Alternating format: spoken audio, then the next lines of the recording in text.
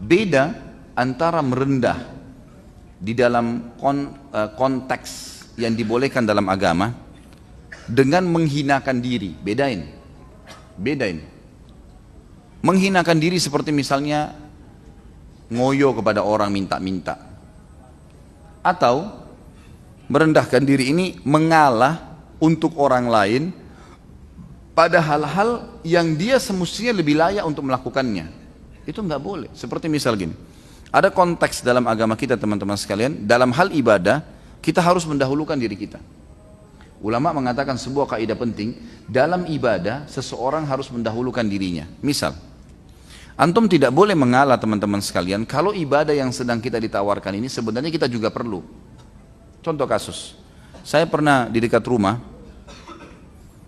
seringkali saya berusaha menjaga kalau azan sudah di masjid. Satu waktu saya telat, subhanallah, iqamah sholat. Saya baru masuk, iqamah sholat.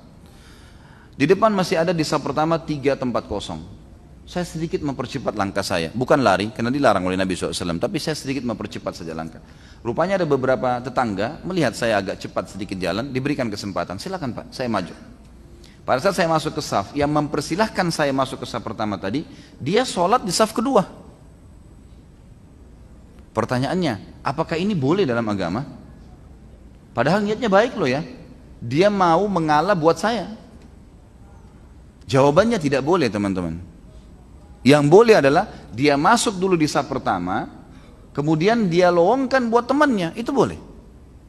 Nggak boleh dia mengalah kepada orang hal-hal yang dia butuhkan dalam hal ibadah, nggak boleh. Ini masuk dalam merendahkan diri, bukan pada tempat, nggak boleh merendahkan diri di sini. Misal contoh yang lain, antum ada uang buat umroh, berangkat umroh, sudah pergi umroh. Ada kesempatan ngumpul duit lagi, ternyata 6-7 bulan kemudian pengen umroh lagi. Ada saudara kita, adik atau kakak kita belum umroh. Lalu ada seseorang di antara kita mengatakan, saya sudah umroh 8 bulan yang lalu, biar dia buat saudara saya umroh sekarang. Benarkah perilaku ini? Niatnya baik loh ya. Ambil dari saya malam ini teman-teman sekalian, perilaku itu salah. Kenapa kok salah? Kan dia sudah umroh yang lalu, benar. Pertanyaannya, apakah umroh yang lalu sudah ada jaminan diterima? Hah? Apakah sudah cukup ibadah itu yang lalu? Bukankah setiap hari ada buku amal kita?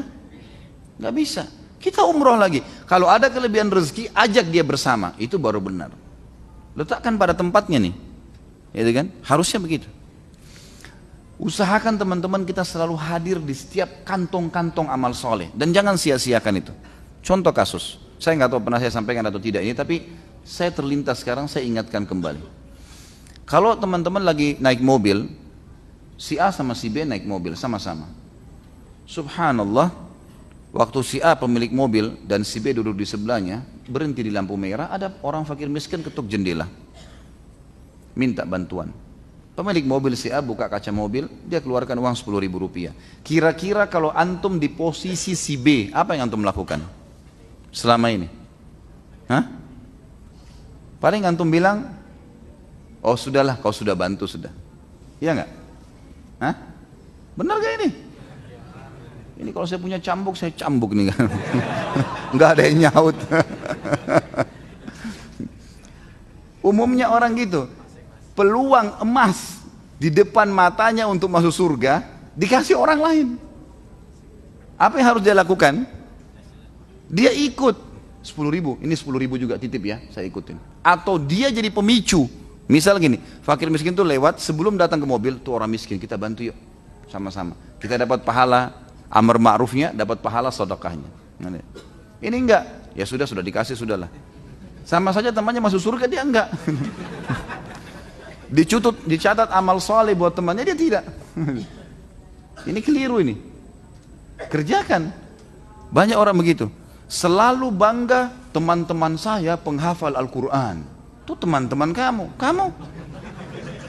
gimana? Kan gitu. Itu teman-teman dicatat kok. Bangga dengan orang tuanya, ayah saya kiai, itu ayah kamu gimana caranya? Ibu saya itu setiap habis subuh baca Quran, ya ibu kamu baca nggak? Gimana? Harusnya begitu. Makanya pepatah bahasa Arab yang bijak mengatakan, laisal fata man yaqulu kana abi kada wa kada. Bukanlah seorang laki-laki, seorang yang cerdas, yang mengatakan dulu ayah saya begini dan begitu. Dia bangga dengan ayahnya. Ayah saya dulu selalu bawa umroh, ayah saya bawa haji, ayah saya bantu orang miskin, ayah saya membantu keluarga. Ayah kamu sudah aman. Aman tuh dicatat sama ada malaikat Allah titipin, sekretaris nggak dibayar, gratis. Catat semuanya, gitu kan. Kamunya buat apa? Lalu pepatah ini mengatakan walakinnal fata man yaqulu ha anadza. Seseorang yang cerdas yang mengatakan ini saya, dia berkata pada dirinya sendiri ini saya. Apa yang sudah kamu lakukan? Kamu beribadah sudah apa? Contoh yang lain teman-teman. Anda lewat masjid, antum melihat masjid, masjid itu lagi taruh celengan, minta sumbangan. Kita udah sumbang kemarin 100.000. Kalau antum lewat, mampir lagi nggak kasih? Hah? Jujur aja, nggak apa-apa. Di majelis salim saatnya salah. Nanti diperbaikin. Biasa, setan bisikin kita, kan sudah bantu kemarin. Benar, baik. Yang kemarin sudah dicatat, ada buku amalnya tanggal 17 kemarin sudah tanggal 18. Hah? Yang hari ini gimana? Mampir kasih lagi. Kan gitu. Seperti itulah. Jadi posisikan ya.